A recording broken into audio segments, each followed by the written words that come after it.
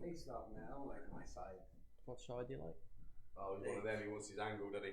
He wants to sit right there in the middle. Sit on that side. Yeah, that's fine. No, you don't. Just turn it around. We're live. We're live. Hold on. No, I'm gonna fucking work. Why don't I have a notice? Oh, okay. So I'll just do that. With me, make sure I understand the question. Oh, but you're gonna edit these things anyhow, right? Are we live? You edit? Oh, we're already live. Are we on? Yeah, be careful what you say. I'm in trouble.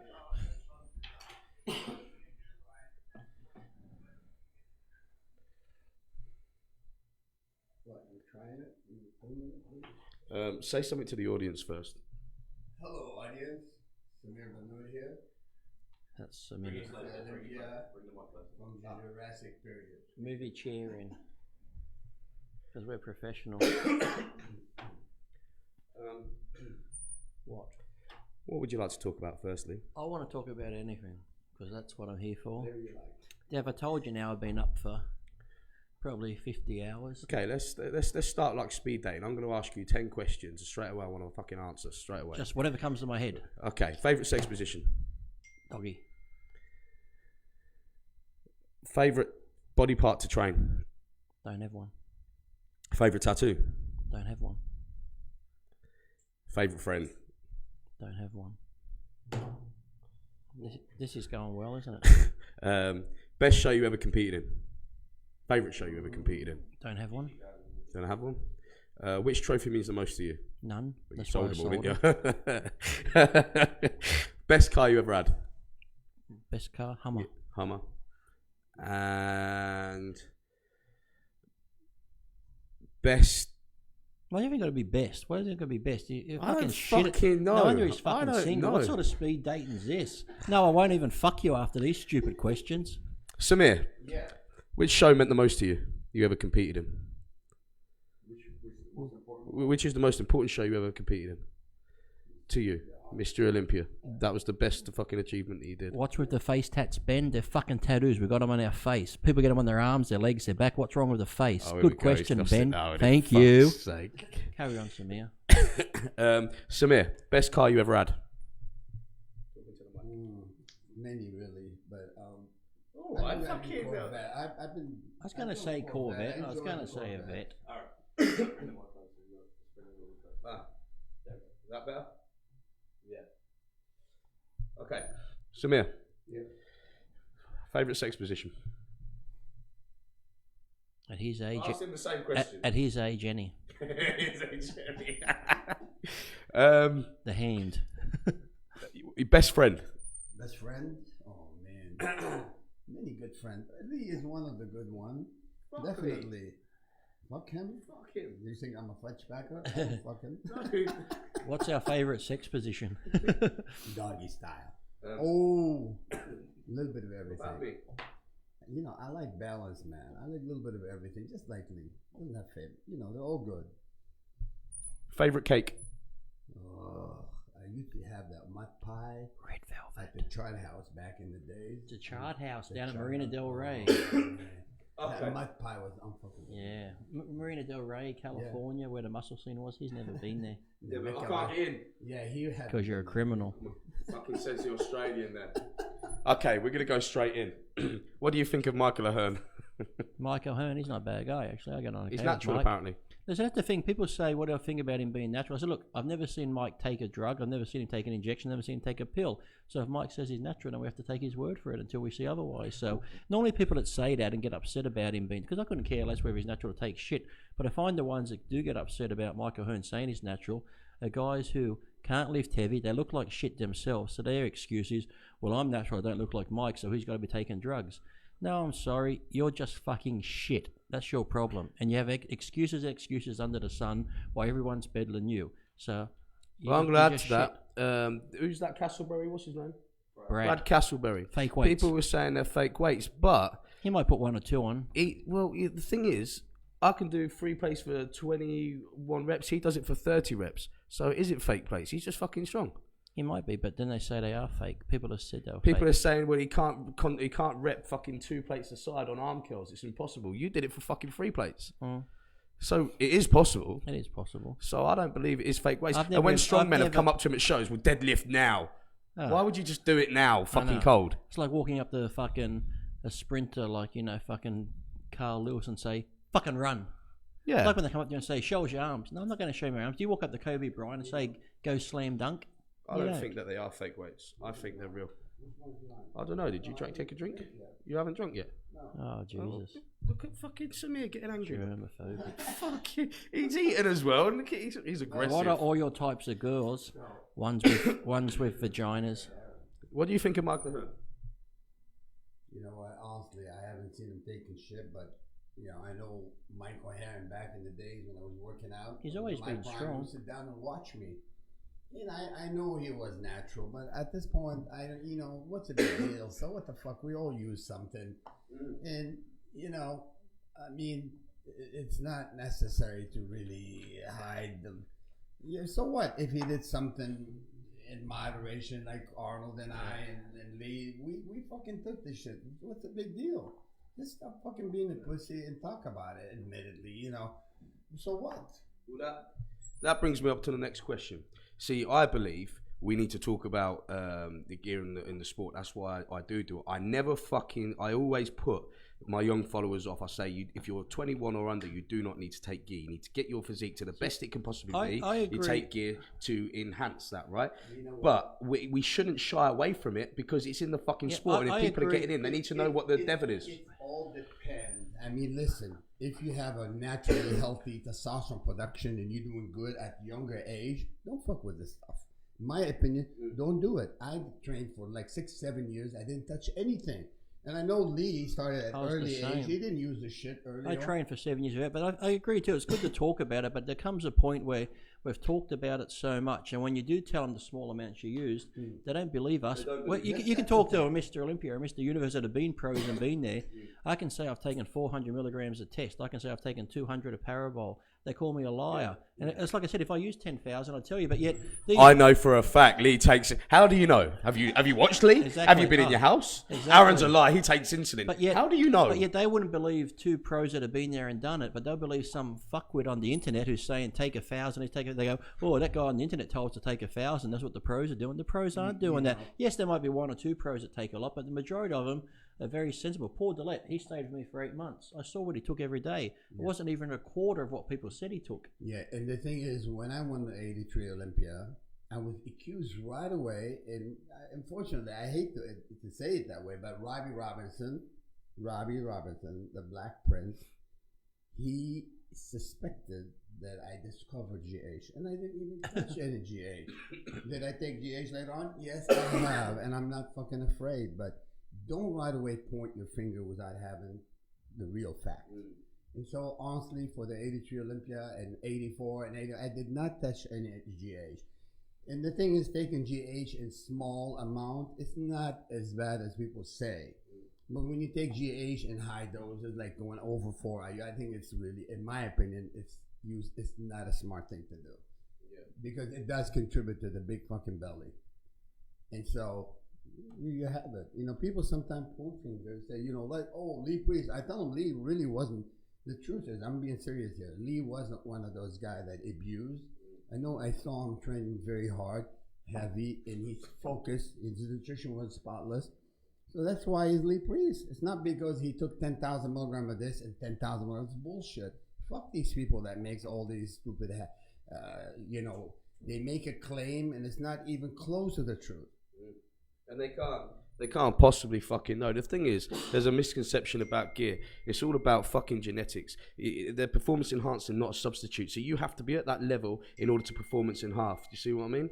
And they need to understand that. If I took £1,000 worth of gear, I'd look like you. And do you know what I say to people that say that? Even if your dad fucked my mum, you couldn't look like me. It's fucking genetics. That's what I tell people. If you're going to get into bodybuilding, if you train right, you rest, you fucking sleep and bust your ass. I said, before you touch a drug, you'll build a good physique. You'll know bodybuilding is what I'm meant to be in. But for some reason, this sport seems to attract every fuckwit under the sun, because I have mates that play tennis on the weekend for fun or during the week. I have mates that play golf.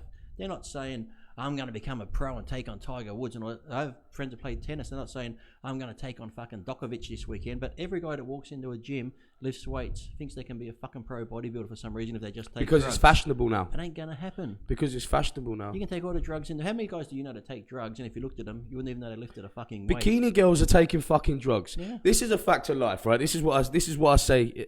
You have to be a men's physique before you become a bodybuilder. We had to, because we had to get to that stage to become a bodybuilder, right?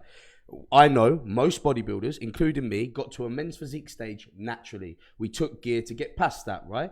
Now you've got kids that are taking gear to get to that men's physique stage. That's the fucking problem. It's like Bikini girls that are taking fucking gear. I know something. It's all fucking bodybuilding to me. All these bullshit that he's this class, his physique, and he's this and that. It's all bodybuilding. Anybody that pump iron is building muscle. It's bodybuilding. Fuck this bullshit. All these categories created because they want to have more money, and it's business. Okay, bodybuilding is business now. But for me, a guy like myself and Lee, we're passionate about it. And this is, here we are, we're sitting 30, 40 years later. Now, Lee is not that old. But Lee and I met at least 25 years ago in California. And look at him. He hasn't skipped a beat. He loved the game, whether competing or not. And this is what I call bodybuilding. You know, forget it. I mean, that's fine. They want to do two categories just because the new guys that went berserk are using too much insulin, too much GH, and they got way too big. So they want to separate the drug abuser who's gotten too massive from the guy who's doing it the healthy way. But now it's more like it's the everyone gets a trophy type division. It's like, okay, if you want to train and you haven't got the genetics to be a bodybuilder, but you got the genetics to build a little bit of muscle, we've got a class for you right now. You can do the fucking men's physique, or you can do the board shorts, or better yet, you can do the male model streetwear class. Yeah, there's even streetwear class now. But you say bodybuilding's now a business. Bodybuilding was a business before. Joe Weider had built the business, but the thing is, he had a passion for the sport. People are ripping the piss out of it now for the wrong reasons. Different. Joe Weider did business from selling equipment, selling supplement, and they can do that. But now promoter having this category and having an entry to enter this competition, you have to pay like $300.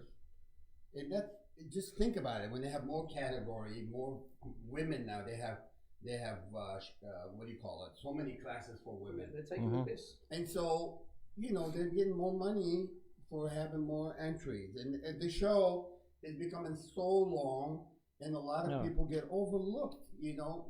Well, how do you judge a class when you see these bikini girls? You'll have like 100 on stage at some of the shows in America. How can you do it? All have fake tits, all have the fucking shitty fake hair, all have the fucking makeup going on. They all look the same. So how do you pick from the girl that wins it to the girl that come last? They all look the fucking same. So it comes down to who's blowing who, or who's fucking doing what, because they need a longer time to really look at everyone carefully. And there's a lot of people get overlooked, but there's not enough time when you have like 400 or 500 contestants. Last Mr. USA, we had like about over 500 people, and I said, how the fuck are you gonna judge all these people and not screw up a little bit, So this is not a good thing. I mean, they need to have 500 people.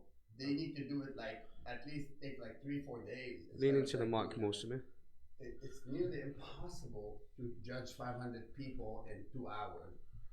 And look at everyone carefully. But that's where they're ripping people off in the sport, and it's not fair. You can't fuck it. It's not fair. Somebody having a normal job let's say in a factory, spending their money on the gear, their training session, their fucking prep gurus, their diet, everything, and then when they go on stage, they're then told, we don't have time for you to do your posing routine. Exactly. That's bullshit. Don't get a posing routine. The family comes along, buys their tickets. Everyone comes to watch them. They'll come out on stage. I know in Australia, a couple of guys come on stage. They would have been on stage for maybe 1 turn, a quarter turns, and that was it, off stage, and that's it. You don't come back. So it's like, and they paid like, I think in Australia with the entry fee and all the other stuff, you had to get tanned by Protein. They had to pay like $450 to enter the show. And now they're tanning you backstage, and they're making you pay another $250 to scrape, But I was told in Australia you had to use Protein because they were a sponsor. If you didn't use the Protein, you couldn't compete in the show. That is ridiculous. That's what I'm talking about. I mean, for someone like myself, I love the sport of bodybuilding, but when they excessively push the business aspect, too much business, making business on people, and then fuck the whole show. And don't give a fair shake to some of the contestants. They get overlooked because you're rushing. Well, in Australia too, they had what was called the IFBB International Passport, where every competitor, they had 400 competitors. This was put on them the day of the This show. had to be paid direct to Bill Tini, wasn't it? Yes, direct to Oh, Bill. wow. $40 cash. Couldn't be fucking... Bill Tini, the president of the UK had to BFF, be everybody. two $20 bills. Yeah. So I guess they could split it with whoever. Yeah, but of course. you had Cash. to pay it on the day of the show for an IFBB International Passport because it was an international Cash. show. Cash, yeah. So 400 people, $40 each cash. I'm sure Bill claimed that in his taxes. Oh, yeah. I'm sure he did. This is what I mean.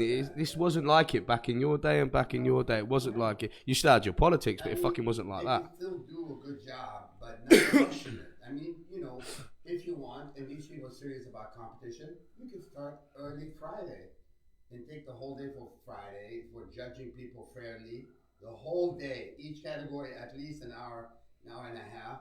And then, you know what? Announce all the results Saturday and Sunday. I mean, you want to do a good show, a fair show, that's what you should do. You cannot rush. Oh, wasn't within 30 seconds. No, they cut it to about, 60 seconds or less. Where do you think, especially for the people that want to get into... We take the piss out of these fucking gurus, the PTs that think they know it all. But there are some genuine young people out there that really aspire. They get sucked into it. They want to be a PT. They want to be in the industry, and which is great. But I mean, where do you? For 1 second, a guy's asked a question. What are your thoughts on vertical diet? What the fuck is vertical diet? What the fuck's a vertical diet? You're either fucking dieting or you're not dieting. What's a vertical diet? You fucking eat standing up, going fucking vertical, or fucking laying long ways? What the fuck's vertical dieting? I've never fucking heard of it. That's just fucking bullshit. That's what I think about it. Yeah, It's fucking crap. When you won the Mr. Olympia, did you vertical diet by counting your fucking macros? Oh, my macro always. Make sure my macro Which leads me to where I was going with my question. Where the fuck do you see bodybuilding going? Really? Seriously? It's going down the drain because, kids are learning from the wrong people. From the vertical dieters. Of course they're learning from the fucking wrong people. The IFBB have a fucking under 16s bloody bikini fucking category. Are you telling me that if every judge is criminal record checked, CRB checked? I know. I'm not even allowed to take photographs of my daughter on sports day at school because you're not allowed to get fucking kids in the way. So you're telling me I can go and pay fucking £20 for a ticket, I can sit there and I can take a load of pictures of girls under fucking 16's asses in a bikini? How is that fucking... IFBB Lee. Are you telling me? That's not one big fucking paedophile ring. Literally. This sport needs really... Come on now. But sadly, like I said, people won't listen to Samir, who's been there. I've been there. They will believe idiot trolls on the internet who come up with these stupid dieting stuff, stupid drug advice, stupid everything else. But of course, it's on the internet, or some fuckwit on a YouTube channel says this is what you got to do. People fucking follow that shit. And the posing, Lee, come No. on. Whoever instructed people to stand when like you this? were you like me? I'm sorry. You are a fucking idiot. Do you hear me? You don't stand like this on stage because when you lift your arms up too high, you lose your fucking arm. But Bikini girls are Samir, bikini girls are told to stand like this now as well. What the fuck? It goes on everyone. I mean, come on. You have to. It's a performing art. You gotta look like fucking. I've never seen a Greek statue with a fucking base and legs open like this. What the fuck's wrong with these people? Have you ever? But when you're like me, when you're coming up through the sport, you'd read magazines. And you'd eat food, okay, this food works for me, this food doesn't. This food gives me a bit more energy, this food doesn't. You learnt by trial and error. Yeah. We never had gurus, we never had people telling us what to do. But sadly now you've got all these fucking dickheads who don't know. You go to someone like a PT and you say, I want to get ready for a show. They say, okay, here's a diet, start on this, here's some drugs. And all they do is they just sit there and watch. Is it working? Who is your guru? How much experience does your guru Exactly, have? but what I like is Is he Vince Rwanda? Is he... But here's the kicker. I know gurus who say they'll get people ready for a show. I've got 10 guys I'm getting ready for a show. But when this guru competes, he has somebody help him. How the fuck can you get people ready for a show if you can't do it your fucking You know self? what? In England, there's a guy called Nathan Harmon, right? He's never lifted a fucking. He was Rolly Winkler's guru. Oh. He was who else was it? Ricardo Correa's fucking guru, like the pro. these Do you know? gurus, Let me tell they you just about Nathan Harmon, they just right? experiment on He's people. never trained a day in his life. He was a cyclist, a fucking cyclist. And he's insulin-dependent diabetic. He gets his athletes on fucking insulin, right? And he charges, get this, £60 for a session for an hour. Oh my God. Right? 60 English pounds. He's never competed in his fucking life. I said, all they do is experiment. I could say, Aaron, here's some food. Eat that. Take these drugs. In a week's time, how you looking? Okay, cut that food out. How's the drug? Okay, cut that drug out. They're just going to see how. But why would you ask somebody to prep you who's never competed? Why would you do that? I wouldn't ask you to teach me how to box. I think the guys, they need to wisen up a little bit. When you on Instagram, you look at everybody as a coach. Yeah. Be wise. You have to go to an expert. An expert that I'm gonna do show this you. for minimum We're just- 25 fucking years. That's an expert. But if you follow a guy that competed once or twice and he got ripped, it doesn't mean he's a qualified champion. If he's gonna make you ripped by giving you one gram of fucking thyroid and then giving you this and giving you that and just to help you get ripped. Okay, here you go. It doesn't make you a champion. Getting ripped is not the answer to become a great champion. There's Nathan Harmon. I agree. He calls himself the Wizard, right? The Wizard. And these are the Give me a look at- bodybuilders he's prepped, and that's what he looks like. Give me a look at the man, wizard. I don't want to comment on people, but He's gonna be a body body and power. one person. That's 2015. I was like, see, He's never competed a day in his life. He's He's never trained in a fucking gym. I don't know who this guy is, but the thing is, He's a prick. you know, he doesn't have extensive experience. No. Like I said, all they do is experiment with people. That's all it is. But Lee, not only that, the people, the guru that do the diet for them, Oh, they're yeah. gonna help them posing, and these guys haven't won a competition before. And these people are fucking paying him to prep him for shows.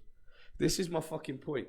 You know, you're getting ripped off. You are getting ripped off. You need to do your own research. Like Lee says, it's trial and error. You need to find out what works for you. You could even get fucking Lee to prep you. He might fucking tell you what drugs to take, and you might have an allergic reaction. And then he should know, okay, let's try this, take you off this. Do you feel like a meathead? Simon wants to know, do you feel like a meathead? No, I don't feel like a meathead, but that's a dumb question to ask, Simon. Yeah, do you feel like a meathead? Have you heard of Jeff from Athlean X?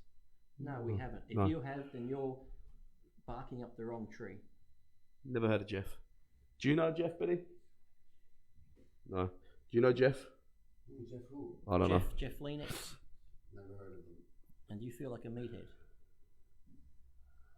Woo, woo, woo! Keep barking. Give us another question, What do Lee. you want to know, Leanne? I didn't see your question before. How do you rebuild damaged tear muscles after surgery, Vulcan? Well, look, we're not fucking doctors and fucking chiropractors. Why ask us that sort of question? Best cardio. Any cardio. Fucking walk, treadmill, bike, as long as you're doing Fast some sort walking. of cardio. Is the best fucking form of you told me every time you did cardio, you and Tom told me you lost the show every time you did cardio. To be honest, it all depends on each individual. I have a fast metabolism, Yeah. and I'm not a big eater, so therefore, aerobic would have been good to me. If I was eating 5,000 calories and sat on a treadmill or the bike for maybe 15, 20 minutes or half an hour, it wouldn't be too bad. But I couldn't eat more than 5 meals. And that's one of the reasons why I was wasted and my body was fine. I did fast walking 45 minutes every morning The before body breakfast, sometimes in the evening. The body That was adapts it. to anything you do. Mm-hmm. And so I did my best, honestly, didn't use not 1 minute in cardio in 82 Olympia and 82 Olympia. Yes, Aaron followed me with the tattoo on the face. Aaron followed me. But you know what? We're not saying you don't do aerobics because it's healthy to do some aerobics. But if you want to keep your muscle harder and denser, But the thing don't is, do it's too like I much tell of people, it. it's not rocket science. If you want to gain weight, don't give me dirty bulk and all this shit. You want to gain weight, just eat a lot of fucking food and train hard. You want to get in shape, eat clean, chicken breast, rice, salads. We all know what we have to eat. If you're eating clean, doing cardio and training hard, you're going to lose fucking weight. You don't need to go to someone to have them tell you that. And if you're eating clean and you're still not losing weight, up your cardio, or maybe you're still eating too many calories. It's fucking basic. Fucking hell. How many times do we have to It's say not it? complicated. Really, people are complicating things. You want to shake them, What don't you you? do is fucking listen to your body. It's Listen so to your basic. body. And use the mirror.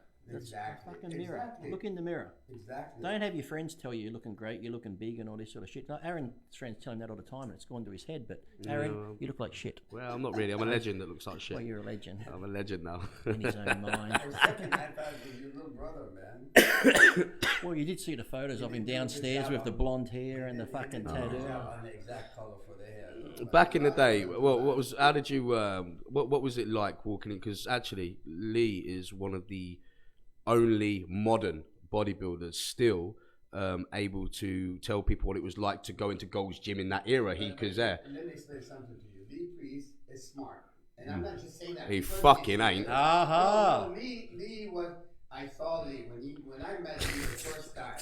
All over you. Wait. Seriously, I met Lee in the early '90s when he came to California. Came into my house. First time I broke him. I almost shot him by mistake. I opened the door with 357 Magnum was on my way. And so You opened the door with a 357 Magnum. No, I had that 357 Magnum that day, and Lee said, "Oh fuck, he's gonna shoot me." I was loaded too. But when Lee posed in front of me, and I was really impressed. He was massive, tiny waist, and then he kept, he was hanging out around the real people with Arnold and Joe Gold and Giuliani and Platts and all these old schooler, and he had that mentality. And you know what? I never see Lee going on stage with fucking big belly. Why? Because he's smarter than that. He knows. You have the little kids play with the electric outlet and you get shocked, you won't fuck with it. Yeah. What's wrong with these people? They insist on insulin and high dose of insulin. Not only that, they're fucking dying. What was they're it? Dying now. Everywhere around the world, I get messages that like about 300-400 people between Iraq and Iran in different places in the world. They don't have enough education. They think taking insulin is like taking 1 cc of But Deca. have you seen the young kids today? The young kids look older than us. They're only in their fucking 20s and 30s. They've got no hair. Their fucking skin looks like an old leather handbag. They look like they're fucking deaf warmed up. They're not fucking healthy. What was it like training that day when you're going in there and you walk into Gold's Gym and there's just fucking legends there? Joe Gold is there himself. What was it like? What was the experience like? I would say Lee was a lot like me. When I came in from Michigan. Well, he fucking wasn't, because you were fighting everybody at the fucking gym. I know when I was in Michigan, I was training hardcore and everything. And actually, Tom Platts moved to California a month or two before me. And so when I moved to Los Angeles, when I moved to actually Santa Monica, and I walked to Gold Gym back then. When the second Gold Gym was on Main Street, right behind the Santa Monica, the mall, the 3rd Street Promenade. And I tell you what, it's like attending the Mr. Olympia every single day. I'm telling you, I can name guys, Ken Waller, Pete Gronkowski, Mike and Ray Menser, Ed Corney, Danny Padilla, Tom Platts, Mike Christian, myself. I mean, the atmosphere was unbelievable. So you see these guys working hard, you get motivated. The same thing, when you came to California, you felt good. I remember you talking to me, you know what, this guy and that guy, and I'm like, Labrada, this and this, that. But you know what, Lee had his mindset to become a superstar. And you know what, he did an unbelievable job. It's very unfortunate that he didn't compete the past few years because of all this nonsense that happened between him and the IBB. And I'm like, you can't suspend guys who was just working hard and he said a couple of words. Come on. Let the guy be himself. Hold on. Leanne, I saw, sorry to cut you off, but Leanne's asked a question. Advice on girls who want to tone up and get bigger and stronger. Leanne, there's nothing special that women should do compared to men. My mother used to train and she won bodybuilding shows. I've seen other women train. They do the same exercises as men. Women don't have to do this crazy shit. I know they're all in the butts now. Don't listen to the judges that say, come to my gym, go to don't listen to them. But also, too, when you do squats and lunges and that, you're going to build an ass. You don't need to do fancy fucking exercise. I see all these women looking at fucking Instagram now to build their fucking glutes and shit. Oh, they're on the adductors reversed. Whether you're a man or a woman, whether you're a man or a woman, the same exercises work exactly the same. Sure, you won't use the same weights, but if you want to get that big, and some women go in the gear, they do, but You can just do exactly the same training programs that men do. You're not going to, women say, but if I do that, I'm going to get big. And that, for a woman to gain a lot of muscle, it's fucking hard.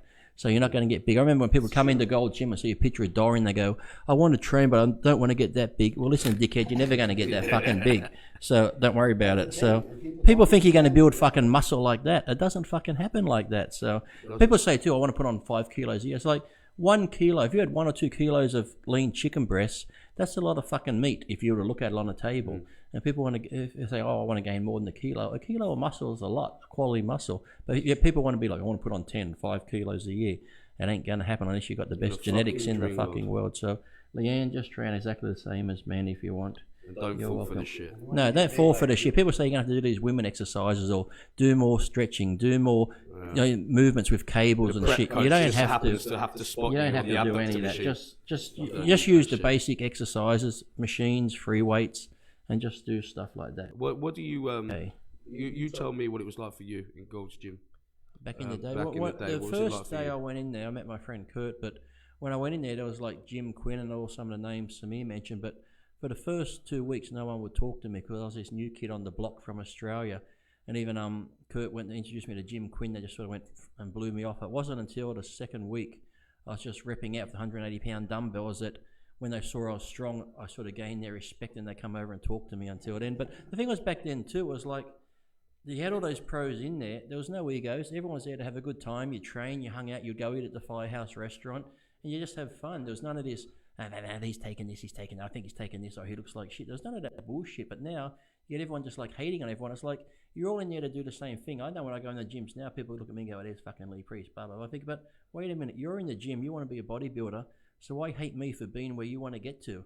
Back in the day, you'd hang out. If someone had good arms, you go and ask them, how do you train your arms? What do you do for your arms? And they'd turn around and help you. But now, everyone's into their own little fucking world. They're too busy on the social fucking media. Or more importantly, they fucking come into the gym with their fucking headphones. Don't talk to anybody. Don't ask anybody advice. And then they put on social media later, I did my personal best. How the fuck can you do your personal best? Do you mean when the headphones are as big as fucking earmuffs now? Back in the day, it was little ear thing. Now they're getting bigger and bigger. I got to have the fucking Dr. Dre beats on my head. You look like a fuckwit if you're wearing the Dr. Dre beats. Okay, let me tell you right now, you look like a fucking dick.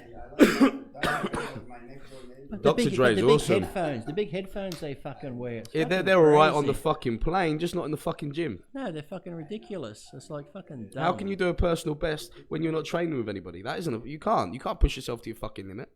You can't. Tell me the best memory you've got. We'll start with you, Lee. Best memory you got from Gold's Gym. Well, Gold's Gym. I don't know, because I was only at Gold's for a little while, and then when the egos started coming in, I left and went to World Gym, and Joe Gold sort of took me under his wing, and I was like... Joe Gold, for those of you that don't know, he started Gold's Gym, he sold it, and then he went to... he opened World Gym, didn't he? Yeah, so he was like a grandfather to me, so I hang out with him in the office and talk to Arnold every day and stuff like that, so I think just hanging around there with them was probably some of the best memories and just some of the funny stuff that would go on. And I remember once I was doing legs and Eddie Giuliani and Arnold was there, and they were looking at me, they're like, Lee, don't you think you're doing too much work? And I just looked at them and said, I think you're right, because when I'm your age, I'm just going to look like shit like you do. And Arnold's like, oh, very funny. But it's to get on good. Everyone could have a good joke there. Ralph Muller would be in there and Arnold would be putting on shit on Ralph Muller and stuff. And everyone got on great. Joe Gold was still strict though. If you dropped the weights, he'd fucking kick you out, throw the money back at these tourists that come in, get the fuck out of my gym and stuff like that. So everyone got on great. So there's so many good memories. Even just like traveling with Joe, I'd go on the plane with Joe to the expos and Mike Uritz and them, and Eddie would drive, but I'd go on the plane with Joe, and that was always a fun trip with Joe at the airports and stuff like that. And I'd go to the warehouse when Joe made me up those nice 200-pound dumbbells. Did you see them? Yeah. Joe made his all of his own equipment, didn't he? Yeah. Like actually made it. You're not talking Chinese fucking cheap shit. You're talking them angles are correct. And the stuff that was on the balcony out there in the salt air was some of the smoothest equipment, hit the right angles and everything. And sadly, when Joe Gold passed away too, he left me his 2 dogs and stuff. So yeah, I got on really good with Joe. Everybody went there from Italy and Germany. Everybody started taking pictures of Joe's invention and started to copy it. Yeah. Joe Gold is the original. He's very passionate about the sport. And then, he liked Lee. He saw him working hard. He saw it genetic. And the same thing when I came to California myself in the late 80s, and I was just in the Mr. International. A lot of people felt I should have won. And it was like tight show between me and Roger Kyler, and evidently Joe Gold, he liked the way I looked, and he felt I should have done it, should have won, really. And then he welcomed me. He said, Samir, I'm impressed. You're doing great, son. And welcome at my gym. You have a lifetime membership. You gave me a bunch of clothes. That used to be the ultimate, innit? When you got a lifetime membership from Gold. When Joe Gold treat you like this the first Did he have a day, nickname? Did you get a nickname? I was always Fat Boy. And that's the thing too. I knew I'd been welcomed in too because anyone couldn't believe it. Like Eddie Giuliani, Fat Boy. when I competed, they were all surprised because Joe Gold hadn't been to a contest since Arnold competed. And then all of a sudden I come to the gym, started training there, went to compete in the Ironman.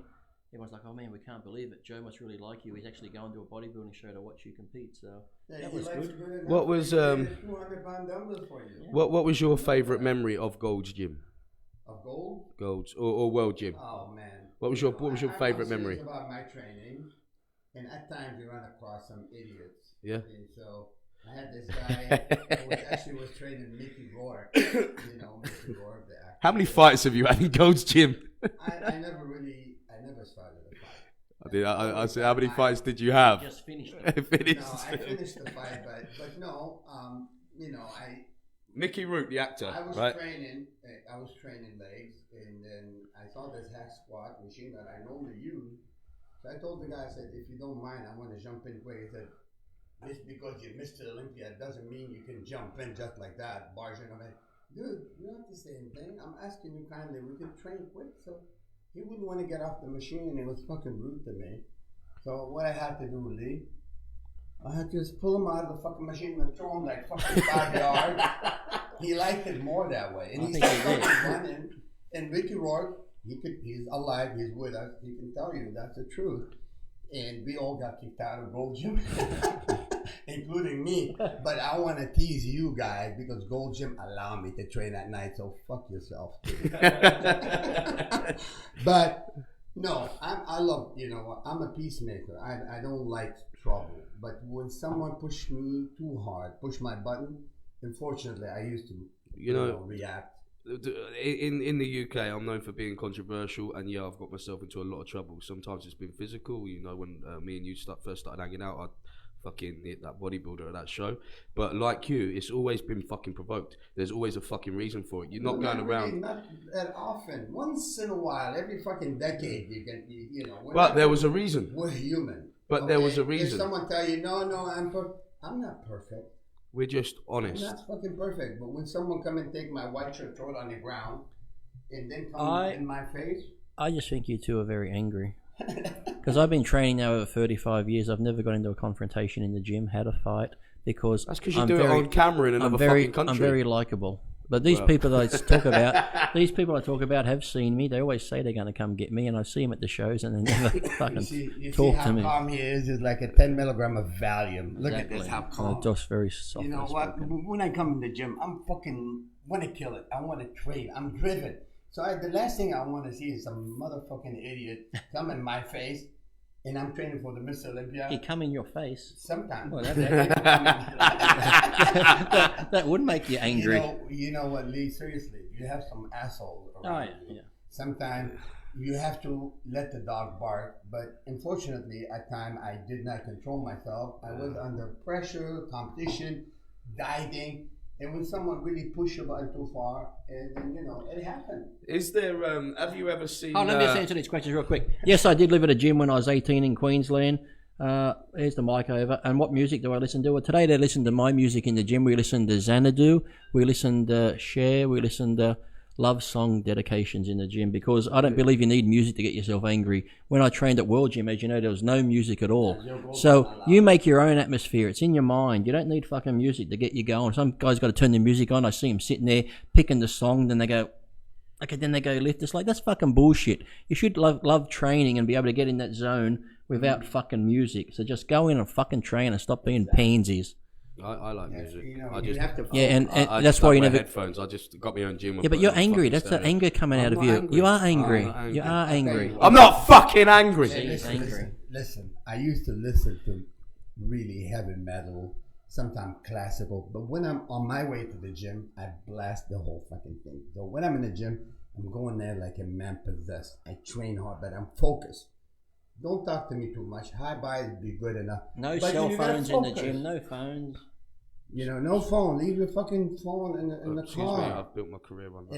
And hear your Yeah, but that's music okay. on the You way to can, the you can gym. do it. You can do it now and then. But I always find these people. You I go. do it at the end of the workout. But I do my how many sets times, and I though, do my you be exercises honest, how and many film it. times have you been in a good mood, probably thinking, I'm going to go fucking train hard. You're halfway through your workout, in between a set, you go on Facebook, scroll through, and then your workout's fucked because you've seen something that's upset you, and you're I fucking don't use pissed off. Facebook for I train. Me and Billy now, we train. We do a whole session, and then when I want to film a set, I do it at the end of the session. Exactly. And But I don't you have my can't phone look at in it. that shit. Unless you're a heart surgeon, you don't fucking need your phone in the gym. Simple as that.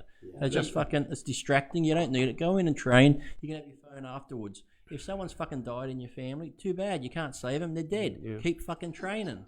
What It's can true, you do? you gotta They're think of already- number they're one. passed on. Exactly. You don't have to think of number one, but there's nothing you can really do. People say, well, I got to keep an eye on my kids and that. Well, you know, we didn't have cell phones in our day. We all fucking survived.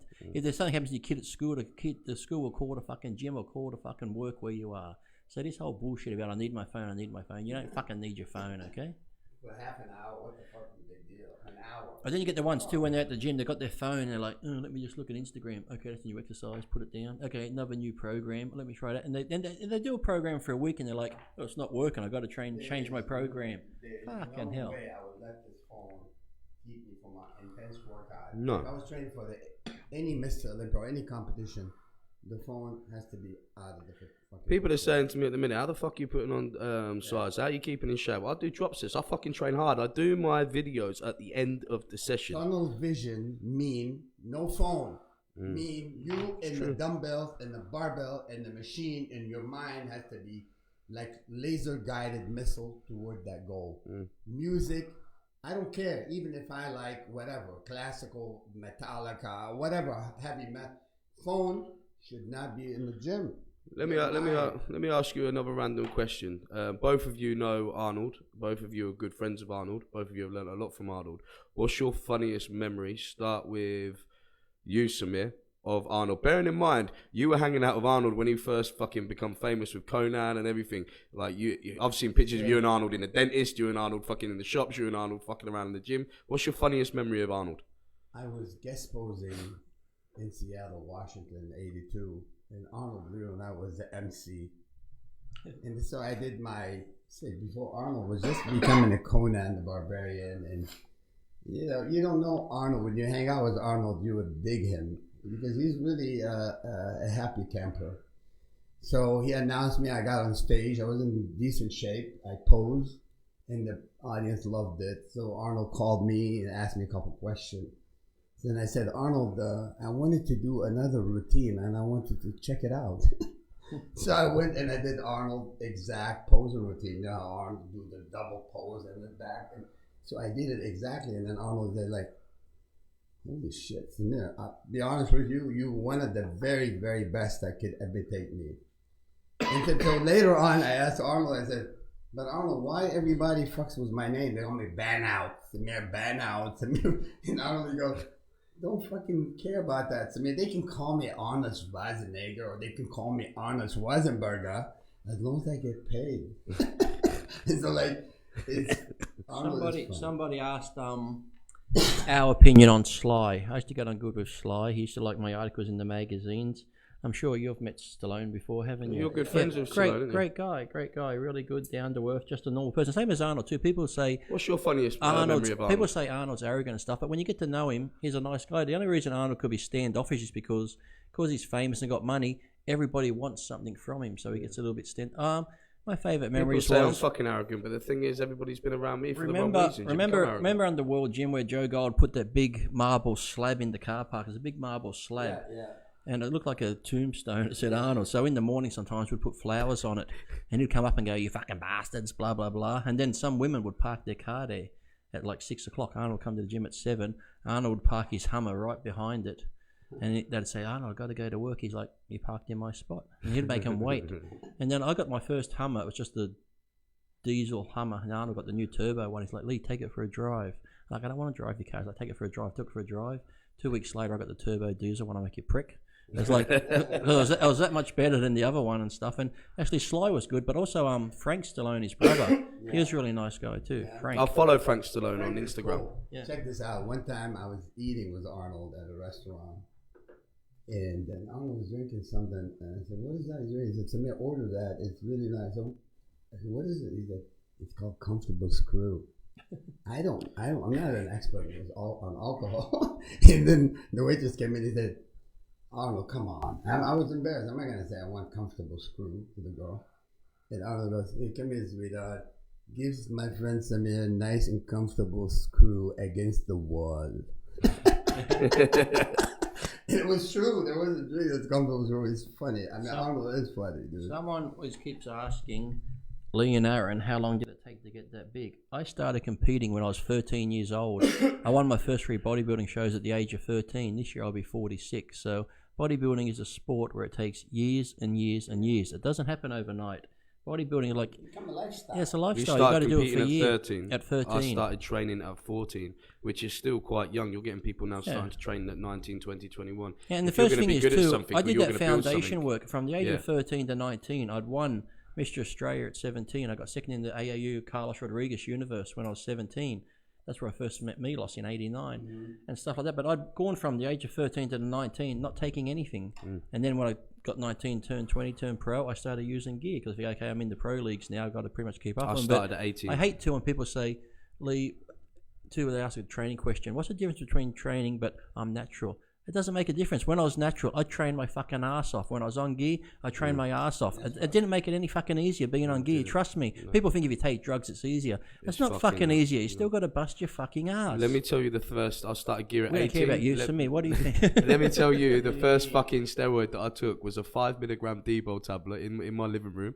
And then when I took it, I was wandering for 20 minutes thinking I was going to have a heart attack. You know, the truth about it, and I want to tell people, I sincerely want people out there to listen. Guys, listen. Fucking listen. More is less. You will not have a beautiful classical body if you take too much androgen. You don't fucking need it. I swear. I'm telling you the truth. I'm telling you. I took some of that shit. I've never abused ever. And anytime you start using excessive amount of GH and insulin, you can kiss your bodybuilding career goodbye. Because you're gonna fucking end up pregnant. You will have a baby shortly, right after. I haven't used growth hormone since 2014 when I did the Arnold. That was probably the last time I used growth. I used growth 2004 and 2006. No, 94. I mean 94 and 96 is when I first used it. Those 2 years, and I didn't notice anything from it. Whether because I was still young, I didn't fucking know. I only took 2 IUs, but the money I spent, and I'm like, fuck this. Or I've just used Winstrol. And I used Winstrol. The year I got second to Flex in the Ironman, we did a photo shoot. And Flex is like, Lee, what'd you use to get ripped for this show? I said, you want to know what I used? I used 25, I think it was a 25 milligram tablet of the T3, Clenbuterol, and Winstrol, Stanozol. That's all I used, those 3 things for the contest. And I got it ripped. I said, I've never used a lot of shit. People think, that's what gets me. These gurus, again, give a bodybuilder 6 or 8 different drugs. How do you know what's fucking working? I've probably used 2 or 3 at the most each time. That's it. The guru is connected to a dealer where they give him percentage of this shit. And you know what? This is sad but true. The gurus in England, you have to buy, if you're going to buy a plan off them and you want them to train, you've got to buy the gear off them too. Unfortunately, that's what Nathan Harmon does. I never ever told anyone to use anything. They could ask me, I'm using this and that. I'll tell them, you know, in my opinion, you should go less. You should do it. But I never tell them you should take anything. Whenever I prepped anybody, and I always did this, I made them come off of everything for the first 2 months, so I could see exactly what worked for them and what didn't. Someone just asked a question about overtraining. Me, I've never really believed in overtraining. I believe if you're eating enough food and you're getting enough rest, you'll be fine. I'm not saying go train chest every single day, but they reckon 72 hours you can pretty much do a muscle group again. So, like I said, if you're getting the rest, I used to be like Platts. I listen to my body. If I had to train chest today and I go into the gym, I'm like, you know what, I don't feel like doing chest. I do back. I pick another body part that I'm going to enjoy. But I've gone weeks without a day off. You know, people say I learned 5 that when on, I met you. 1 off, 6 on, 1 off. I like, if I feel good, to say like you train 5 days and Saturday's your day off, but Saturday comes, you're like, fuck, I want to train today. Go train. Save that day for when your body really needs it. I agree. And the thing is with me, I did overtrain, but the reason why I overtrained, it would be considered overtraining because I wasn't eating sufficient amount of food. But overtraining So isn't a bad thing. how can you drive your car with 1 gallon of gas? You cannot go on 1 gallon of gas from Los Angeles to San Diego. You have to be realistic. You need fucking 6 gallons.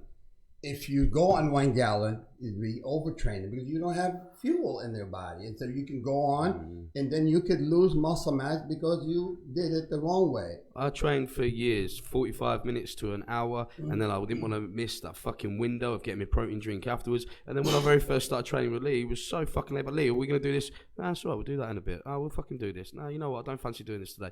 Fucking hell, Lee, I haven't done legs this week. Yeah, I don't fancy it, we'll do it next week. And then it was like, oh shit, it's not as fucking serious. You know what I mean? You enjoy it. And now if something takes an hour and a half, it takes an hour and a half. If it takes 2 hours, it takes 2 hours. Sometimes it might take an hour. That's the thing. People go, Exactly. how long do you train for? It's like, however long if I I'm feel. getting the pump and I'm enjoying it, I'll take as long as I want. Sometimes it could be 2 hours. Next day it might be 1 hour. People think I'd spend 6 hours on my arms. Sometimes I do one exercise and that's enough. I put it down, I get bored. What did you say earlier? I'm bored now, let's do something else. Yeah, you just got to go by feel. Sorry, there's one good piece of advice for everyone out there watching. First, what's important is to have the proper exercise mechanic. That's one thing. And there's no such a thing as 3x10 and 4x8.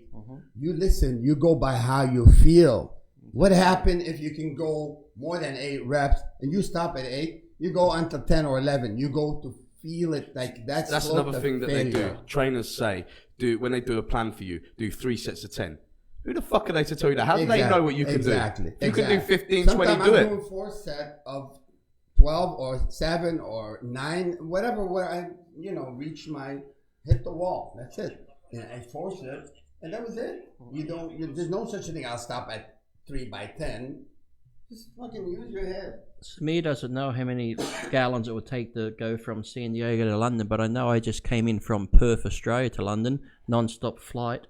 Takes 17 hours, and when they say they get here, they're just pretty much running on fumes, so it would be a lot of fuel. And when we go out, I don't order more than 1 main because it's not about being a pig. Just go out and eat. You don't need to force feed yourself. But when I say you want to put weight on, eat a lot of food, yes, but I don't eat a lot in one sitting. It's more like when I was bulking up, I'd be like a cow. One meal I might have a steak and rice. An hour later, I might have a bowl of fruit. An hour later, I might have a bowl of cereal and a protein drink. So I'm just sort of picking at food all day long. Whereas dieting, you eat like 6 or 7 structured meals. But in the off season, I just ate whatever I want. It could be, like I said, steak and rice 1 meal. Next meal could be McDonald's. Next meal could be fucking chicken and vegetables. I just had a combination of good and bad. I remember Lee walking to my house one day with a grocery bag. And he had cracker and Cheez-It and yogurt. That's better than walking into my house. I had no groceries. But he's telling you the truth. You don't have to go so paranoid. Oh, I ate this. Oh, I got up not eating chicken today. I don't want to eat 6 ounces of beef. Come on, don't be a bonehead. You don't have to be so strict and worried if you change from steak to fish. Just go ahead and use your common sense. And actually, it's better sometimes to eat variety of protein, whether it's fish and beef. And somebody just asked Samir and Lee. Not Aarron this time, you got left out. I don't know why, Aarron. But who was your best training partner ever? I get asked that a lot, but I don't really say I have a best training partner. I like anyone that can go to the gym and inspire you or just be there to help you. It's like you don't need to, you can have a friendly competition, but as long as someone you know is going to be there at a certain time, you're going to go there and meet them and make training fun. Yes, you can have a friendly rivalry, but I had a Samoan friend. He could walk into the gym cold and bench 4 plates. There's no way I'm walking into the gym cold benching 4 plates, so I'm not going to try and keep up with people. I have my strengths, they have their strengths, but as long as you've got someone there that can motivate you, push you, make it fun, that's a good training partner. Some people think like, have you trained with someone before where they try and do the same weights and you end up spotting them? You're using all your energy trying to fucking spot them, and it's like, I don't give a fuck if I'm training Mr. Universe or Mr. Olympia. I'll do what I do. If I feel I can do a bit more weight than you, I'll do it. If I feel I have to go a bit fucking lower, I'll go lower. But that's you fact. know what? You need to train with someone who's really driven and focused. You can't train with some Mickey Mouse guy. I worked out once with David Paul, the Barbarian, and I had the key for Marina Athletic Club. That was a good club. Where's the Joe? Just say a question here. Yeah, remember Big Joe? What do you have for breakfast? we had bacon and egg sandwiches. And then some mornings, like I said, I'll get up for breakfast. I'll have oatmeal, a protein drink. Next morning, I'll get up for breakfast. I might have a bagel, cream cheese, a bowl of Fruit Loops, and something else. I just have whatever. If I'm dieting for a contest, okay, oatmeal and stuff clean. But right now, I sometimes won't have breakfast. I've got to have a protein drink, go to the gym. On the way home from the gym, I stop at McDonald's and get some sausage and egg McMuffin burgers and pancakes. Who's your favourite bodybuilder? Mine. I don't really have one. I always like I said, I know people like Samir and Tom Platz and Paul Dillette and Mike Matarazzo was great back in the day. I like people that have personalities, they're friendly, they're down to earth, there's no ego to them. But when I was growing up, it was like, I like Tom Platz's legs, I like somebody else's arms. I didn't really like the same. you fucking love me. I used to Oh, we're on or off now? No, we're still on. All right. the 1990s magazines, I like Lee Priest's arms, I like Paul Didditt's fucking traps, Samir's fucking symmetry. That's what I was looking at. You know what I mean? Like you say, get bits off it. I remember looking at Paul Didditt's traps thinking, I want to be a fucking freak. And my dad saying, what do you want to look like that for? Because I want to. Look at it. If you want to be a champion, bodybuilding champion, you have to treat this also as performing art. You have to be, you cannot run when you can't even fucking walk. So you gotta learn, first thing first, posing is important. Showing what you have is important.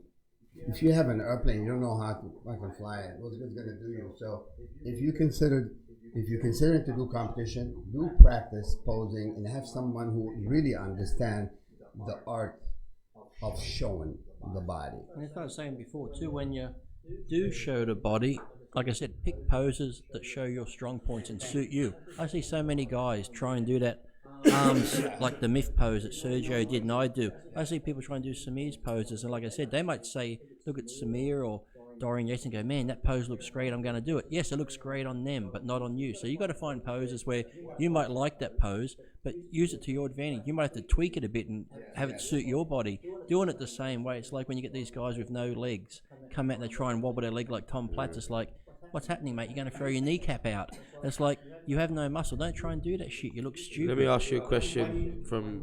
1,000% correct. Let me ask you a question from... Don't do poses that it's not for you. You have to do what's suitable for your body. Leanne Haynes, what's your opinion on John Cena? I don't know him. I take it you two do. The wrestler? Yeah. I know John. Yeah. What's your opinion on him? Nice guy. Well, to me, he's always been nice to me. I saw him when he was... I know Triple H the most. Yeah.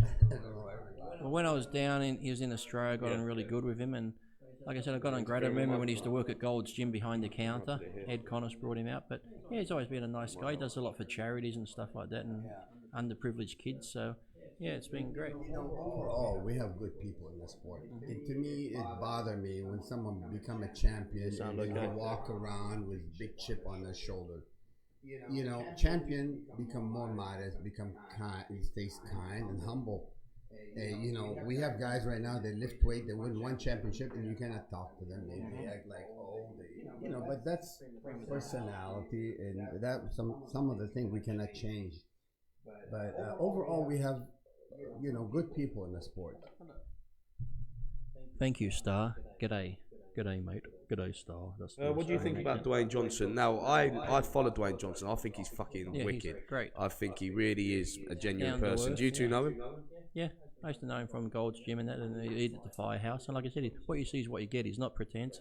He's another one too that does a lot for different kids and charities, and he's good with the fans because you get, like I said, even with bodybuilders or any sports, someone turns pro, they get a big ego. There's a lot of actors and actresses that used to come in the Gold's Gym. Some were the rudest pricks ever, and I wouldn't go watch their movies because I'm like, I know what you like now. I'm not going to go watch any of your movies. But people like that who take the time, you have to remember, okay, yes, we all don't want to be bothered at certain times. Like sometimes we get ready for a contest, but you have to remember your fans are out there. The fans are how you make a living. That's where you get your money from. So, yeah, I understand. Like sometimes you might get ticked off if you're training and someone comes up in the middle of a set.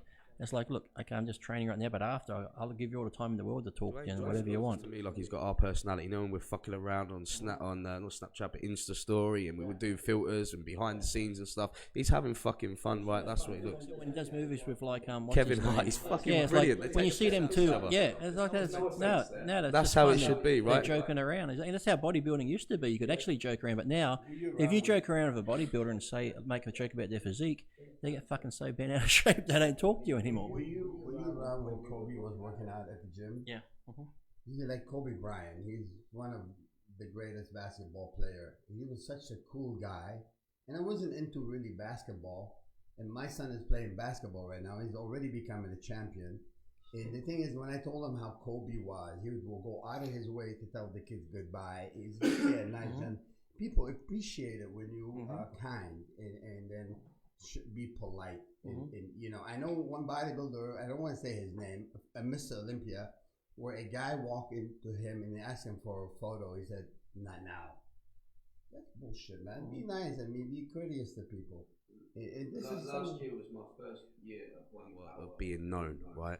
And I watched athletes. You know, I'm not for the first time. I'm not going to slag them off.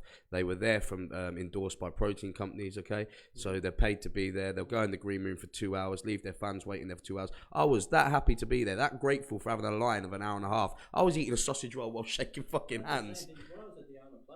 Just a couple of months ago, because I'm like, even when I was competing, I'd beat the booth as long as I could. Like when I went to Brazil that time, they'd say, "Lee, here's your time to beat the booth." I'd say no. I said, if the fans have come to see me, I'm going to be there all day. It's like you get a lot of these print guys, like I said, they go to the booth for 2 hours and they disappear. But say if I'm going to beat the booth from say like 2 to 4, there could be fans that can't be there at 2, and they want to meet you. It's like you got to be there for them. And like I said, when we did a tour, you both stayed there right to the end of every gym until everybody had a photo. And it's one weekend. It's like I said, you go to an expo. It's one weekend out of how many months, and you're being paid to do it. Just fucking stand hard. there for your the legs fans. hurt, your back hurts, but you know well, what? Well, I We normally fucking have do it, right? I have breakfast. I have breakfast, and then I don't eat again until the end until the evening. I might, like I said, I might grab a protein bar and try and eat that. But even trying to eat that, people want photos all the time. If you think you're prepping whilst being at Body Power, you're fucking mistaken, mate. You don't get a chance. I said I get breakfast and dinner generally. Then you just like sip on water, and like I said, sometimes you might get a bit ticked off and stuff because you're there all day. Even like I said, I've had fans get mad at me because I wanted to go to the fucking toilet. They're like,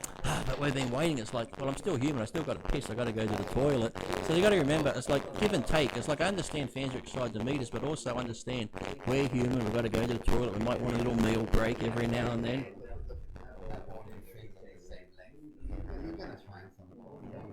I mean, for me as a bodybuilding champion over the year, I always take this time and be courteous to people. Oh, hold on, Lee's gonna go off on one now, and here he is. You know, asshole, you can see asshole or something. The problem is, some pros think they're owed something. Hold on, unplug your mic and put it back in.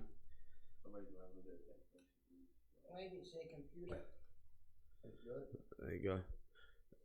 I keep getting asked by Sam and other people opinion on Rich Piana. Look, I never met Rich Piana. I have no opinion. Just going to ask you that. I have no opinion on Rich Piana. What happened to Rich is passed on. He's gone, so I ask our opinion on him now. I never met him. Rich, no, so Samir's met him, so he can tell you more. But Samir I have no opinion. I don't speak ill of the dead. I've never met the guy. From what I've seen of him, he seemed like a good, down-to-earth person. I thought he was quite honest. He spoke the truth. He was honest. So I don't know why people and the keep thing is, asking some people said, opinion. "Yeah, you put Simfo in your." The thing is, he said, "This I did put it in my arms. This is why I did it. I don't train legs because I don't want to train legs." You can't really take the piss out of him, and he made a good products. I think he's got good products. He's a nice guy. Yeah, I helped him early on, and he actually stated that in his Instagram back, I think about maybe a few months before he passed away. He said, I'm so grateful that when I was a young kid, Samir took me in his Corvette and he showed me, talked to me, and it was very courteous. And no, he is a nice guy. He's genuine. And he actually admit that he's not 100% natural and there's some of the, you know, he's a really a nice guy. If you go down to the inside of the person, he's a good person. You know, I mean, I don't agree with any fake muscle. I totally am against it. But I mean, if women want to have a boob job, an implant, you can understand that. But bodybuilder that fucking put fake biceps and tries to show, to me, it's a no-no. And really, immediately, I lose respect to them immediately. Immediately. But the thing is, to me, it's like if you want to be a bodybuilder and you can't build your big arms or you can't build calves, big calves, and that, then that's it. Maybe you're not going to be a great bodybuilder. You might be able to have a good physique. But to me, it's like I said, if you can't build the muscle from just through hard training, and yes, you might have to use a little bit of gear, but if you're injecting oil and other shit to put lumps where muscle should be, if you can't build muscle, then this sport isn't for you. And the guy kept asking about the Olympia because I spoke the truth.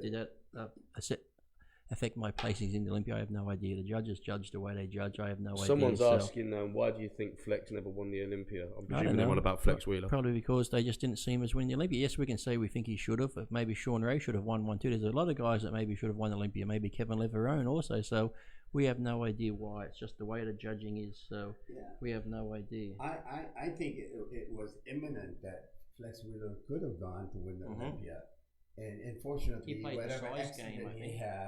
he had a couple of serious accidents.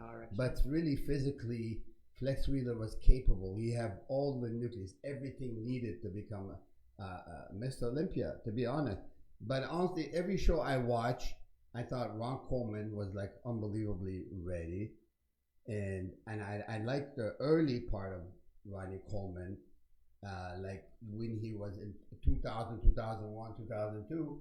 And then Ronnie started to even bulk up, and I didn't like his body as much. Same thing with Fahid. But anyway, Flex Wheeler is an incredible bodybuilder and definitely could have been Mr. Olympia. But why he didn't want it, like Lee says, that's the judges. Okay, I'm going to go for it. Jamie, you keep asking the same question. You eat protein drinks at 17. If you're not eating enough protein, yes, you can have a protein drink at 17. What got me into bodybuilding? My grandfather and I want to look like the He-Man cartoon. Yes, we see your questions. We just can't keep answering, so you have to keep asking them over and over and over. What got you into bodybuilding, Samir? You wanted to look like Lee Priest. Yeah, exactly. He knew I was coming. I liked Lee Priest before he was born. Yes. No, actually, I was in my way to see a movie. It was Clint Eastwood in The Good, the Bad, the Ugly. That was just on TV the other day again. No, yeah, it's a great movie. But the thing is, while we... You know Clint Eastwood, don't you now? No, I'm telling the truth. No, but you know him now as well, don't you? Yeah, I met Clint Eastwood. Yeah. He's a great guy.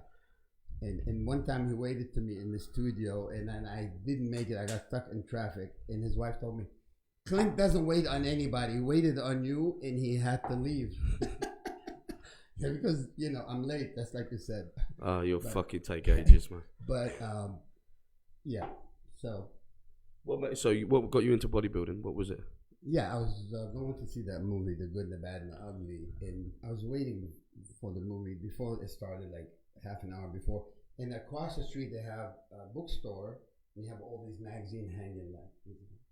And Arnold, the first time I saw pictures of Arnold, it was Mr. America magazine, and they have Muscle Builder Power. It wasn't Muscle Fitness. And so Arnold was on the cover, like doing this pose, and two girls, one on each side. So I walked in and I picked up a copy and I looked in it and like, wow, I was really... It's incredible, isn't it? I really like what I saw. Yeah. And this is what really clicked right there. I put it in my head. I wanted to be... So you first saw Arnold on a magazine, right? That's what got you into bodybuilding. I told Arnold that... Hold on, sorry. I'm a fat midget. Is that the best you can do? Steroid the Wolf. Is that the Roid Rage? I wish you could actually come up with something new, don't you? Because it's like, if you really think we're offended by that. Quiet, please, because Star wants to listen to my accent all day. So I'm just going to sit here and talk to Star. So, hi, Star. How are you? So you first saw Arnold on on a magazine. He inspired you. Then you got to meet Arnold. Then you become fucking best friends with Arnold. Then you what was it like training with Arnold? Well, actually, both of you. What was it like training with Arnold? I didn't really train with Arnold. Right? I did calves with him a few times, but he's always around me. At the time when I was in the thick of it, when I was training intensely, Arnold started to was doing Conan the Barbarian. He was filming all the time. He wasn't really focused. He wasn't competing. But I did, however, was around Arnold when he made the comeback 1980. Mm-hmm. And I'll be honest with you, he was hitting it hard. He looked really good. I was impressed. I was training around the same time. What was it? And very unfortunate. A lot of people talk about the controversy in Sydney, Australia, 1980. And then there was a fight, wasn't there, between Arnold and... 1 month before the show, Arnold was amazing, but... Did they have a physical fight? No, wait, I'm going to tell you. I was... 1980, Arnold... 1 month, 1 month prior to that show, Arnold looked unbelievable. And to me, he looked like he was going to win. But Arnold got injured. He had a major problem where he ended up taking cortisone in his shoulder. And I think the cortisone kind of messed him up slightly. Ended up like holding a little bit of water. Whatever the case, I didn't think Arnold was at at his best in Sydney. So again, the judges choose him, but for me, I'm a big fan. Remember, Arnold got me to his pictures, and I'm a big fan, to be honest. And that's the reason why I became a bodybuilder, because of Arnold. And really, I couldn't believe it that I'm going to be on the stage with Arnold in Australia. And to be honest, I was a little disappointed because he looked a lot better 1 month before the show at World Gym. But still, he's Arnold, and people loved him, and that's why the judges decided to go his way. So, what was it like training with Arnold for you, Lee?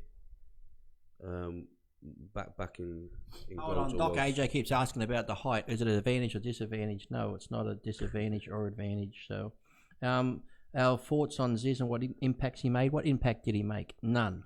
He just brought fucking dickheads out of the woodwork to go to music festivals and take heaps of shit gear and look like crap. So a lot of people don't know who Ziz is. The idiots know who Ziz is because he's just one of these guys who had a nice physique, like real small, thin, Boston Lloyd, took a lot of different drugs and shit, partied on, had this website, did stupid shit, and people followed him and still follow him today. So we don't have any fucking thoughts on that. So, and hey Lee, Samir tried bipolar. No, I haven't tried bipolar yet. No, bodybuilding doesn't stunt your growth. It's a myth. Okay. Samir tried bipolar this morning.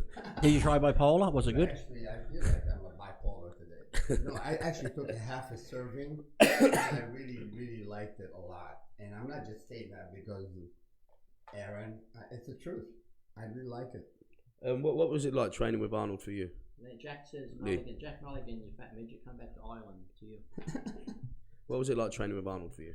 I didn't really train with him. I trained beside him a fair bit, and he'd make comments. And when I was training with Roland Kickinger, he'd always be like, "Hey, Roland, why is the little short guy always want to train with the taller guy?" And I said, "I don't know, Arnold. Why is the shorter guy always stronger?" So referring to him and Franco, but I get on really good with Arnold's the type that'd always joke around with people in the gym. That's why when he became governor, he made a few jokes and people said he was racist and didn't like gay people when he made the girly men comments. So you have to know Arnold. He's just a jokester. He likes to joke around. He's down to earth. He has fun, and people take that the wrong way. Yeah. Yes, Ziz is dead. He is dead. So, listen, just because Ziz is dead doesn't mean I don't know Ziz. Let me tell you something. There was a guy that I started training with. His name was Carl Tomlinson, right? He's from Peterborough. He had a rich mum and dad. He had a fucking world ahead of him. And then me and him competed against each other. And then he turned into a prick. Then he started taking Nubane. And what happens when you take Nubane, you can't get hold of Nubane. You start fucking taking heroin. He went to prison. He come out. He fucking took heroin again. Fucking died. This guy called Carl Tomlinson. So my point is this. When nobody fucking liked him, I remember people around this area were saying he was a fucking prick, he owed him money. As soon as he died, it was RRP fucking Carl. And the same people, I went online and said, listen, the guy was a prick when he was alive, he's a prick when he's fucking dead. Right? All of a sudden, I'm started getting hated. And I'm like, right, well, hold on a minute. Dave, he owed you fucking money. Ash, you didn't fucking like him, you slagged him off. I screenshotted the lot because they banned me from the page and I posted it again, right? Oh yeah, but he's got a daughter. Listen, he went to prison for sticking a fire extinguisher up someone's fucking arse, which means he's a sex offender. So what you're doing is you're resting peace in a fucking sex offender. What? Because he's dead? R.I.P. Fuck him. He had the world at his feet. He fucked it up. I've never met this ZZ guy, but if you're saying he's a fucking prick when he was alive, he's going to be a prick when he's dead. Doesn't mean we have to fucking... If someone was great when they were alive, they're great when they're dead. We miss them, right? Weightlifting isn't bad for your joints. Sitting down doing nothing is bad for your joints. Sitting there eating fucking Doritos, playing video games is bad for your joints. If you train correctly and use good form, that's not bad for your joints. Yes, you will have joints that might hurt now and then and stuff like that, but weightlifting done correctly, done properly, even if you use minimal gear, is not a bad thing for your health. Show me one person that's in the emergency ward for steroid use at the hospitals on a Saturday night, and I can show you 100 people that are in there for alcohol. So, alcohol is accepted. And sadly, it's like I said, bodybuilding done correctly is a good, healthy sport. You abuse anything, you're going to have problems. The thing is, use it. If you use alcohol and just have 1 or 2 drinks, you're fine. Take too many, you're going to become a drunk, or you're going to want to drive a car drunk, go home, beat up the missus, beat up the kids, whatever. You abuse steroids. I'm not saying you can have problems. R.I.P. Carl. Fuck Carl. Yeah, but see, you could, like I said, have problems if you abuse steroids. So you don't need to abuse steroids. The thing is, use your head and do it correctly. You can say what's a correct dosage. Well, if it says on a bottle, I remember when I used Winstrol once, people say, Lee, you got to take 1 ml every second day or 2 mil every second day. And then I read the bottle, and it said a horse takes 2 mil per 100 kilos every 2 weeks. So I used my head and think, well, if a horse needs 2 mil per 100 kilos every 2 weeks, why the fuck do I need 2 mil every fucking second day? I'm not as big as a horse. I don't have the muscle mass of a horse. So, but yet these people just get these stupid things in their head. More is better, more is better. And then people say, well, this drug's fast acting. You got to take it every other day or every fourth day. Trust me, if you have a shot of fast-acting test, go get a fucking blood test done in a week's time. It's still going to be in your system. I remember getting Franco Colombo's book on dieting once, and when I arrived through the post, I bought it off Amazon. I was like, wow, I'm going to know the secrets. I opened it up, and it said meal 2, foul. I was like, what the fuck is foul? And then at dinner time, fucking 1 pint of beer, ale. I'm like, what the fuck is this? They used to diet on that shit. Yeah. Yeah. Wow. The bottom line is, whenever you take anything, you always have to check, have a blood test and make sure you're in good health, and you don't really go across the line. There is a boundary to what you should be using. What's the best way to lose fat and gain muscle? You could actually do that simultaneously by eating properly, and again, you can. And so you have to put the right kind of food in your system with and you have to be in a kind of, positive nitrogen. Gary wants to know your thoughts on car deadlifting. Why the fuck are you going to deadlift the car? There's fucking weights at the gym. What are you? I don't do deadlifting. No, well, I do. If I do deadlifting, I do partials in the rack because I don't want to go off the floor. But why are you going to go deadlift the car for? You could tear your fucking bicep. You get injured. What the fuck are you doing that for? Unless you're doing a strongman event where you have to. Someone wants to know about your most embarrassing moments in the gym. I'll tell you mine. I remember steroid munches. Well, thank you, Jaden.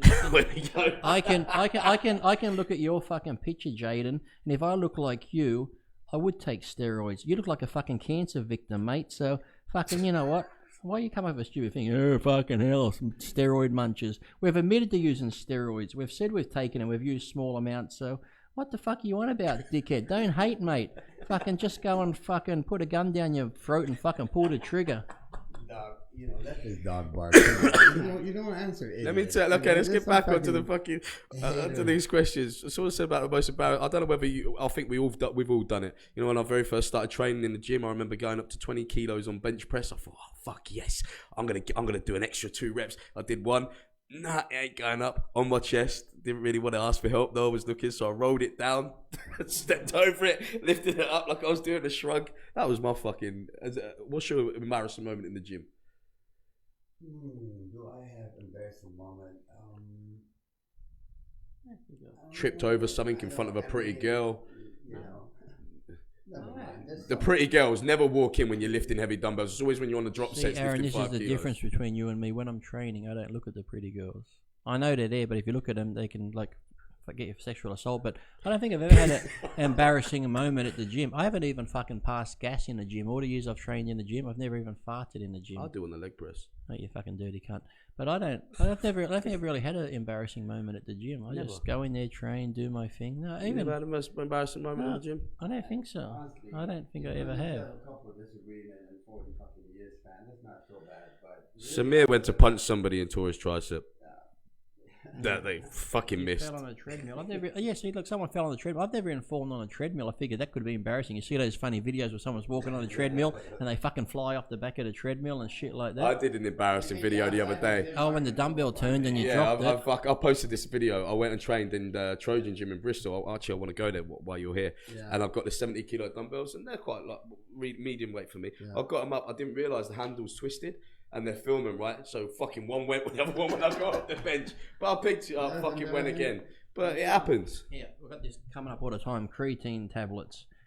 And putting on weight. Look, stop asking about creatine tablets. Look, there's creatine in steak. If you're eating red meat, sometimes you don't need a lot. And the advice on training with respiratory problems, I'm sorry, we can't answer that. We're not doctors, and we don't know how bad your respiratory problem is or what's causing it. So if you've got respiratory problems and it's causing problems when you're training because you can't breathe properly, my suggestion would be to go see a medical professional who can tell you what it is, whether you've got something on your lungs, whether it's something in your chest or whatever. So if it's happening all the time, I'd go get it checked out. And like I said, if you can't train because your breathing's properly, it's like there's something going on there. You shouldn't have respiratory problems unless it's like genetic but there's something's obviously causing it. So go to a doctor, maybe get a chest x-ray or whatever and see what's happened. Remember, everyone. Push, pull, and leg split or by muscle group. So you're getting overcomplicated here, Sam, when you say push, pull, leg split. When you go to a gym, just train fucking legs. Do fucking squats. Do leg press. Do whatever. It's like when people say, Lee, what part of your tricep do you work for the outer head? I do fucking dips. I do overhead dumbbell. I do like 4 or 5 different exercises. So I'm going to cover every head of my tricep. I don't specifically go in there thinking I'm going to work the back of my tricep. Just fucking train until the muscles on fucking fire. train. If you train fucking legs, squatting, leg pressing, and whatever else, you're going to work the entire muscle. I don't do toes in, toes out. You're going to work the fucking quad muscle. This is what I tell you people before. You're over fucking thinking it. There's no need to reinvent the wheel. Just go do the basic exercises, lift the weight, do high reps, low reps, do supersets, do giant sets, mix it all up. You get these gurus coming out and they have all these fancy FT7 training routine things. And we did our own ABC training, didn't we? Look, it's all been done before. Just because someone puts a fancy name to it and sells it to you or puts it in a book, that's fucking bullshit. When I do the pauses at the stretch and the pauses at the top, this is all stuff that I've learned from these guys. It's not fucking rocket science. I've been learning this from fucking day one. Joe Weider invented it all, didn't you? The Joe Weider training principles. Oh yeah, really. Well, Can you just talk like Joe Weider? Actually, Joe. He does a good impression of Joe Weider. Actually, Joe you really gave me some good advice. Tell us, what did he tell you? Samir. Really, the Master Blaster, he's really passionate about the sport. He loves bodybuilding. You know, I go to listen to this, it's so funny. Joe, he's so focused when I go to his office in Woodland Hill. And Joe's looking at pictures, reading the article. We want to make sure the magazine was perfect. And really, up to this date, nobody really can do magazine like Joe Weider. No fucking clothes, not even clothes. But Joe was so passionate, so I figured the only way to have Joe to get his attention is to say, Joe, I really need your help on posing. Joe will leave everything. He said, okay, come on over, Samir, let's get under the light. And it really does help. Samir, open your blade. Turn your neck to the left, turn it to the right, so you see more striation. The funny thing with Joe was when I did you remember that cover of Muscle and Fitness? I was on the cover with these 2 blonde girls. Trust me, these blonde girls, nice girls, but fucking talk about dumb as a box of rocks. But I just sit there with Joe was at the photo shoot. You know, Joe, once he takes over a photo shoot, the photographer hates him because Joe's going to tell him how he wants it. So I had to sit there in that crucifix pose like this, covered in oil. Now he says to the girl, get up on his shoulders. So now I've got this girl, she's sitting on my shoulders doing the splits across my arms, doing the splits, covered in oil. I'm trying to balance her. All I feel is a fucking beaver in the back of my fucking neck like a suction cup, fucking holding on with a pussy on my neck. So I'm trying, and now Joe's like, now Lee, sit up, flex your abs, flex your arms. I'm balancing this girl. You can still smell it? Smell it? It smells like sushi. You know the difference between, do you know the difference? It's scientific. It's like watching your dad have sex. Scientific evidence. Do you know the difference between, this is a question for you people to count macros. Do you know the difference between eating pussy and eating sushi? What's the difference? The difference between the two? The rice. Have you tried both? The rice is the difference. Really? Wow. How did you not get an erection? Because with Joe standing there and me trying to balance the girl, I'm cramping up. I don't want to drop her because she's fucking sliding like this sort of thing. So her little pussy was like the mouth of an octopus. Fucking stuck on the. So I had to hold her and flex and sit up straight and flex my abs. And he's telling the photographer, the photographer's arguing with Joe. Hang on tight. Yeah, that's it. Now squeeze it. Beautiful. That's it. And the photographer's like, no, Joe, we need to go this way. Joe's like, no, take that picture this way. Now we're arguing for like fucking 10 minutes while I'm trying to hold this girl on the back of my neck. Joe was so funny. I was taking a photo shoot with Betty Weider, his wife. And Betty, you know, she loved the game. And she's always stayed in shape. So I've taken a shoot one time with Betty. And was actually Rachel McLish, Miss Olympia, the second Miss Olympia, wasn't she? Oh, who was the first Miss Olympia? Rachel, I think. Was the first. And Carla after her. But anyhow, and Joe was there instructing as usual. And, you know, Joe makes it fun, man. He makes it fun. You understand. Samir, look this way. Give a little bit smile, you know, Samir. What's wrong with this guy? Shoot! The guy said, Joe, Arzel was down with the story. And so Joe Weider was shooting Dave Draper and Arnold and Frank Zane on the beach. And Arzello ran out of film. You know, it's not like a digital. Like that was where you had to wind it. Arzello said, Joe, I ran out of film. He said, but shoot anyway. He said, and then he go, Arnie, what can I do? How can I get the sun? It's cloudy. And he's so crazy about photo shoot and doing a good job. And he's like, shoot anyway. He said, I ran out of film. He said, but shoot anyway. Like it's gonna make a difference. He's like, so cool. Sarah likes oil. Oh. Yes, Sarah. That's very good. On that note, we're going to end it here because we're going to go and fucking Aarron, what's your favourite workout? Like, he's got so many favourite... You don't have a favourite workout. No. So you work out. Sometimes you enjoy it, sometimes you hate it. The pump. That's the thing too. Some days you love it, sometimes you hate it. It's like anything. It's like, it's your job or it's my job, so you love it, you hate it. But even it's like love-hate. Some days you hate going to the gym, but once you've trained, you feel good after it. It's true. Somebody asked me, Lee, you do bedroom aerobics? Sometimes. You do?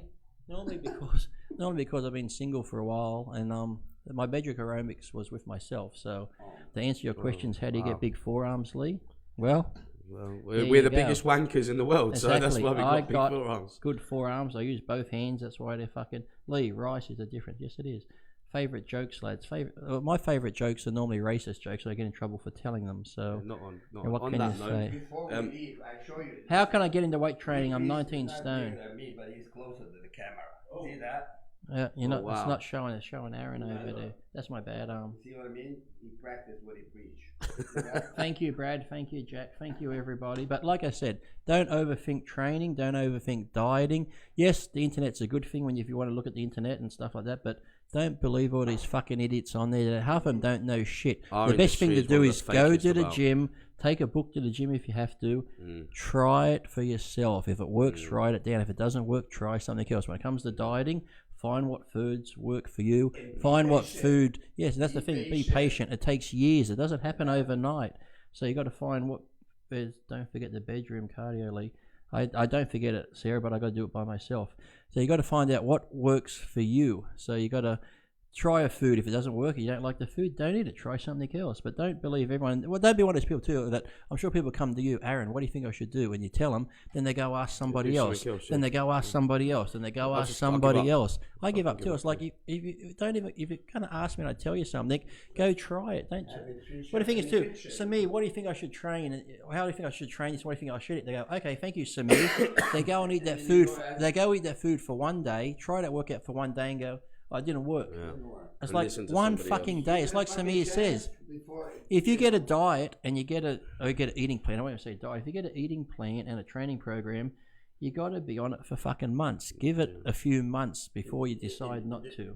This is what I tell people. Thank you, Jaden. Yes, we're steroid munchers. I'll munch on your cock, man, and give you a good gum rub around your fucking knob, you little faggot. Wow. Another thing is when you help people, it takes 10 days, at least 10 days, 2 weeks for your body to adapt. To change. Yeah, your body's not going to change in one day. You have to be fucking consistent. It's not fucking rocket science. Go out, stop being lazy. Get up. People say I can't do cardio because I'll start work. Get up an hour earlier then. Go to fucking walk. Just walk. I used to put on a hoodie on top of a hoodie and sweat. If you want to do it, you find a way to do it. These people say I haven't got time. I see these same people sit on Facebook for a couple of hours, but I haven't got time to go to the gym. But I can go on Facebook and be on social media 24/7. If you want something bad enough, organise your time. Nighttime, daytime. It's like Aarron said. If you can't get to a gym, go walk around the block. Take your dog for a walk. Go for a walk with your girlfriend. There's parks now with fucking bars and shit. Exactly. You can do push-ups. That's how I started when I used to watch the Rocky movies. I started doing chin-ups and sit-ups in the garage. Chin-up bits from Argos and fucking put it on the door. It can be done. So stop making excuses. People can find a million reasons why not to do something, but they can't come up with one or two good reasons why they should. On that note, we're going to fucking end it there. But these guys we're here for 2 weeks. We're going to be doing podcasts most days. We're certainly going to be doing fucking videos throughout the day. We're going to go and fucking eat. We've answered. Yes. If you've only just started tuning in and you're going to ask the same questions, we're going to munch on some steroids. We're going to munch on steroids. If you want to ask questions about Arnold, about steroids, about what we take, what we have taken, we've talked about all that today. So just fucking go back to the beginning and just fast forward and just find your bits. But we've talked about fucking Lewis, they're fucking wankers. People that use big words for training, fucking dickheads. Prep gurus, the fucking. On that note, we're going to refeed. We're going to refeed. Inject each other with steroids and share needles. And I want a macro count from all of you. If I share needles with you two, will I get a bit of your DNA Exactly. and be bigger? If you suck my dick and get my testosterone sublingually under your tongue, or I can inject it into you. Why don't we just do all of it? Inject your sperm into me with Now a we're needle, talking. a dirty needle. Yes. Say if I come in your face and you just rub it in. Yeah. I come in your face. What's that? Is that called the kinky bodybuilding principle? I thought everyone did this. We can make it into cardio too. Doesn't everyone do this? I don't know. It's called the fight spat. But the silly thing is though, Samir, if some PT guru said do this, these people Some would people do it. would do that. Yeah. So On that note, we're on that done. note, we're going to Alpha rub. training, baby. Come on each other. Thanks for tuning. Bye bye.